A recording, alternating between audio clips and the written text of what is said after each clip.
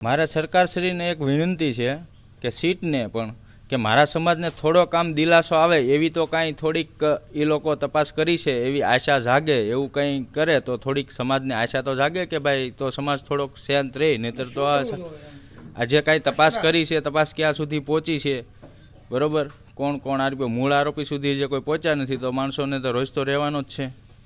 એમ કંઈક સરકારને હું એવી રિક્વેસ્ટ કરું છું કે ભાઈ થોડીક કામ સમાજને થોડીક આમ આશા રહી કે ભાઈ હાલો જે કાંઈ તપાસ થાય છે યોગ્ય દિશામાં થાય છે એવી તો કાંઈ પણ તો થોડી જ હજી દિલાસા મળે એવી હું અપીલ રાખું છું. સીટની રચના થયા બાદ સીટ તમારી સુધી કોઈ ના, હજુ કોઈ મારી સુધી કોઈ નિવેદન લેવા એવું નથી. શું આશા અપેક્ષા રાખો છો? કેમ કે પાદરી ભંબર અને તળાજા તાલુકાના જે ગ્રામ્ય વિસ્તારોમાંથી પણ સીટ દ્વારા તપાસ છે તે કરવામાં આવી, શું કહેશો? હા, એ તો કોઈ જો એમાં તપાસમાં જે ખુલતા છે એને લેતા હશે, બરોબર, અમને તો કોઈને કાંઈ ખબર નથી. અમે તો મીડિયાના માધ્યમથી જે કાંઈ સાંભળીએ છીએ અને જોઈએ છીએ, બાકી અમારા સુધી જે કોઈ આવ્યું નથી પૂછવા માટે. બે પીઆઈને પણ સમન્સ આપ્યો છે સીટે, 17 તારીખે તેને જવાબ માટે બોલાવ્યા છે. આને કેવી રીતે જોવો? એ તો એની ભૂલ છે, જાણે જ છે પહેલેથી, ભેગા છંડોવાયેલા છે.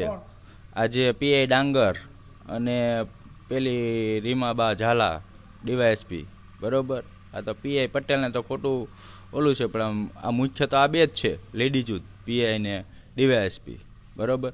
તો એને હું તો મારી તો એવી માંગણી છે કે આ સહ આરોપી બન્યું છે, એને કોલ ડિટેલ તપાસી, જે કાંઈ આ બધો ઓડિયો ક્લિપ ને બધું આપણે જોવો જ છો કે પહેલેથી કેટલું એને પોલીસે બધું આમથી આમ ભાંગરો વાઢ્યો છે, બરોબર. તો એમાં હું મારી તો એવી માંગણી છે કે આ બે પણ ભેગા સહ આરોપી બનવા જો, આરોપીને એટલું એટલું ઓલું કર્યું છે, તો મારી તો એવી માંગણી છે.